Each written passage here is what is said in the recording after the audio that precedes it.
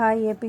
సనాతన ధర్మాన్ని మట్టిలో కలిపేస్తామన్న వారితో గొడవ పెట్టుకోవడానికి తిరుపతికి వచ్చానని డిప్యూటీ సీఎం పవన్ కళ్యాణ్ అన్నారు. ఇతర మతాలను గౌరవించేది సనాతన ధర్మమని వివరించారు.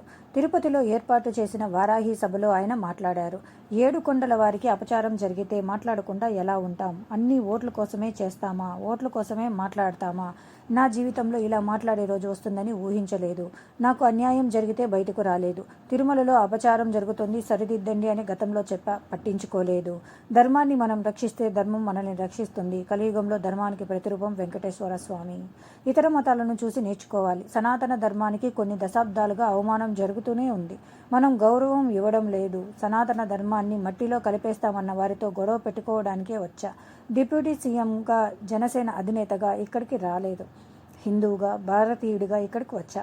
భిన్నత్వంలో ఏకత్వం చూపేది సనాతన ధర్మం. తిరుమల లడ్డూ ప్రసాదంలో కల్తీ జరిగిందని ప్రాయశ్చిత దీక్ష చేపడితే అవహేళన చేశారు. తిరుమలకు వెళ్తే నా కుమార్తెతో డిక్లరేషన్ ఇప్పించా. నేను సనాతన ధర్మాన్ని పాటిస్తే అవహేళన చేసి మాట్లాడుతున్నారు. సనాతన ధర్మం కోసం ఏదైనా వదులుకుంటా అని పవన్ కళ్యాణ్ అన్నారు. దేశంలో హిందూ దేవుళ్లకు వ్యతిరేకంగా చాలా దాడులు జరిగాయి. రాముడిని తిడితే నోరెత్తకూడదు. మనది లౌకికవాద దేశం అంటారు. ఇతర మతాల్లో వాళ్ళ దేవుడిని తిడితే వదిలేస్తారా? లౌకికవాదం పేరుతో హిందువుల నోరు నొక్కేస్తున్నారు. హిందువులకు అన్యాయం జరిగితే మాట్లాడే హక్కు లేదు. సనాతన ధర్మాన్ని సూడో సెక్యులరిస్టులు విమర్శిస్తున్నారు. సనాతన ధర్మం, హిందూ దేవుళ్లను విమర్శించేవారు ఎక్కువయ్యారు. ఇస్లాం దేశాల మాటలు సూడో సెక్యులరిస్టులకు వినపడవు. బంగ్లాదేశ్ ఇస్లాం రాజ్యంగా ప్రకటించుకున్నా ఎవరూ మాట్లాడరు. సనాతన ధర్మాన్ని అంతం చేయాలని కొంతమంది అనుకుంటున్నారు. తిరుపతిలో వారాహి డిక్లరేషన్ బహిరంగ సభలో సనాతన ధర్మానికి సంబంధించిన డిక్లరేషన్ను AP deputy CM Pawan Kalyan ప్రకటించారు. సనాతన ధర్మం పాటించే వారి పట్ల చట్టాలు నిర్దాక్షిణ్యంగా పనిచేస్తాయి. సనాతన ధర్మాన్ని దూషణ చేసేవారికి కోర్టులు రక్షణ కల్పిస్తున్నాయన్నారు. అయిన వాళ్లకు ఆకులు, కాని వాళ్లకు కంచాలు అన్నట్టు ఉంది. ఇప్పుడు ఆకులు కూడా పోయాయి, చేతుల్లో పెట్టి నాకేసుకోమంటున్నారు. సనాతన ధర్మం వైరస్ వంటిదని, దాన్ని నాశనం చేస్తానని ఓ యువనాయకుడు అన్నారు.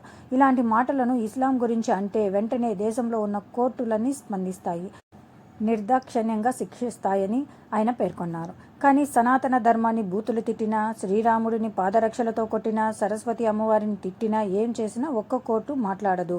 అలాంటి వారిని ఏదైనా అనాలంటే కోర్టులు భయపడతాయి. ఇది న్యాయానికి ఉదాహరణ అని ఏపీ ఉప ముఖ్యమంత్రి పవన్ కళ్యాణ్ అన్నారు. ఏ మతానికి, ఏ ధర్మానికి భంగం వాటిల్లినా ఒకేలా స్పందించే విధంగా లౌకికవాదాన్ని పాటించాలి. సనాతన ధర్మ పరిరక్షణ కోసం, ఆ విశ్వాసాలకు భంగం కలుగజేసే చర్యలు అరికట్టడానికి దేశం మొత్తం అమలు అయ్యేలా ఒక బలమైన చట్టం అవసరం ఉంది. దాన్ని తక్షణమే తీసుకురావాలి. సనాతన ధర్మ పరిరక్షణ కోసం తీసుకువచ్చే చట్టాన్ని అమలు చేసేలా జాతీయ, రాష్ట్ర స్థాయిలో సనాతన ధర్మ పరిరక్షణ బోర్డు ఏర్పాటు కావాలి. సనాతన ధర్మ పరిరక్షణ బోర్డుకు ప్రతి ఏటా నిధులు కేటాయించాలి. సనాతన ధర్మాన్ని కించపరిచి ద్వేషం చిందించే వ్యక్తులకు, వ్యవస్థలకు సహాయ నిరాకరణ జరగాలి. ఆలయాలలో నిత్యం జరిగే నైవేద్యాలు, ప్రసాదాలలో వినియోగించే వస్తువుల స్వచ్ఛతని ధృవీకరించే విధానాన్ని తీసుకురావాలి.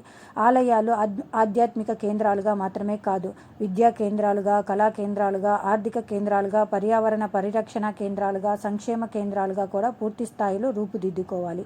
ఆ దిశగా ఒక ప్రణాళిక సిద్ధం చేయాలి అని పవన్ కళ్యాణ్ వెల్లడించారు. ఎర్రజెండా మీడియా, థ్యాంక్ యూ.